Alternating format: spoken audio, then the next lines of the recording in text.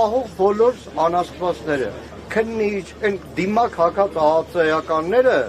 թող հասկանան, որ տեսախցիկի առաջ են դիմակում, գնում են տուն երեսներին երևի տուննել են թքում, թող չարդարանանք տուն են պահում, ոչ մեկ ահացե պետի, քնչականի պետից մինչև վերջի ստահակ։ Ասում պետությանն եք ծառայում։ Պետությանը չեն ծառայում, Ստալինին ժամանակել են պետությանը ծառայում միլիոնավորների գլուխները։ Այս բոլոր տարիներին եղել են արդարություն, բայց այս ձևի ցինիկություն հաստատ չի ներվելու։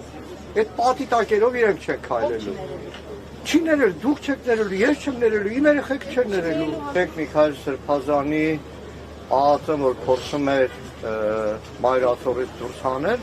այդ օրը վերհիշենք ու հարցնենք ընդդիմությունը ինչ անում։ Ես կյանքում չէի մտածի, որ որևէ սրբազանից ինքնապահություն եմ անելու կամ